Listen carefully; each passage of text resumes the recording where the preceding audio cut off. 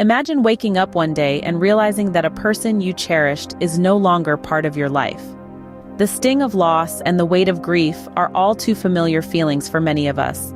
It's a universal human experience, as inevitable as the changing of the seasons. It's not something we choose, but it's something we all face at some point. It's the stark reality of the human condition, the price we pay for the ability to love and form connections. There are different forms of loss in relationships, and each carries its own unique brand of pain. Perhaps it's a breakup, a sudden jarring end to a chapter of your life that you thought would go on. It can feel like a rug being pulled out from under you, leaving you disoriented and unsure of what comes next. Then there's death, a kind of loss that feels so final, so absolute. It's a harsh reminder of our mortality, a blow that can leave us feeling empty and alone.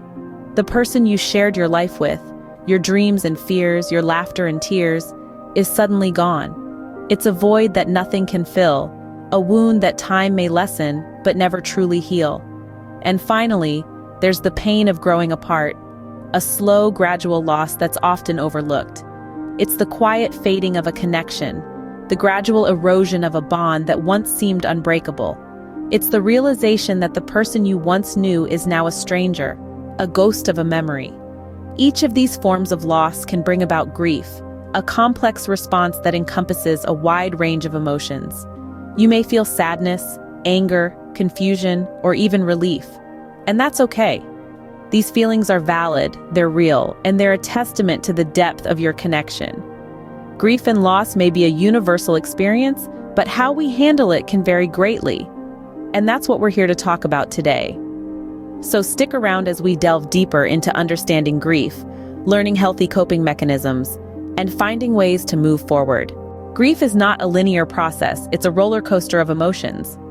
Understanding grief requires us to first unpack the 5 stages of grief.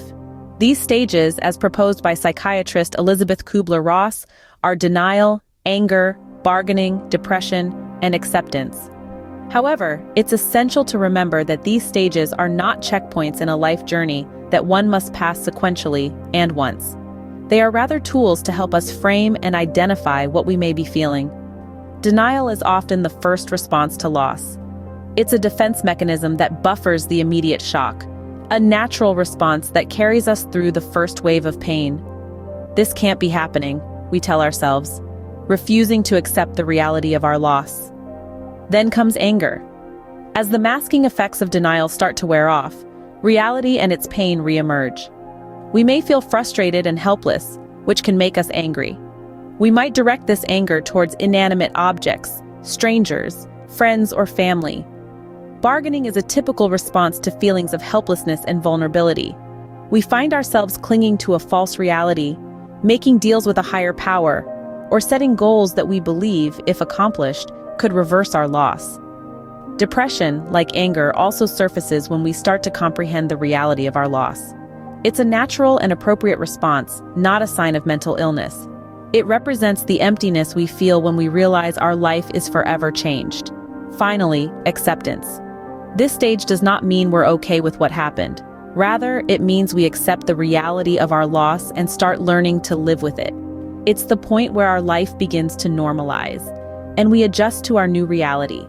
However, it's crucial to note that these stages are not necessarily experienced in order. We might move back and forth between stages, get stuck in one, or skip others. And that's perfectly normal. Remember, there is no right or wrong way to grieve. It's a deeply personal process that looks different for everyone. Now that we understand grief a little better, how do we cope with it? Well, everyone has their own unique way of dealing with grief, but there are some healthy coping mechanisms that can help us navigate through this challenging journey. One of the most important things to remember is that it's okay to seek help. You don't have to go through this alone. Reach out to your loved ones, share your feelings, and let them be there for you. If you feel comfortable, you might also consider seeking professional guidance like a counselor or a therapist. They're trained to help you understand your feelings and guide you through the process of healing. Another crucial aspect of coping with grief is self-care. This term might sound a little vague, but it essentially means taking care of your physical, emotional, and mental well-being. It could be as simple as ensuring you get enough sleep, eat healthily, and engage in regular physical activity. Or it could mean taking time to relax, breathe, and do things that bring you joy or peace. Now you might be thinking, how can I find joy when I'm in so much pain? And this is where creative outlets come into play. Engaging in artistic activities like painting, writing, or even cooking can be therapeutic. They give you a way to express your emotions, to channel your pain into something tangible. You'd be surprised at how cathartic it can be. But perhaps the most important thing to remember is not to rush the grieving process. It takes time.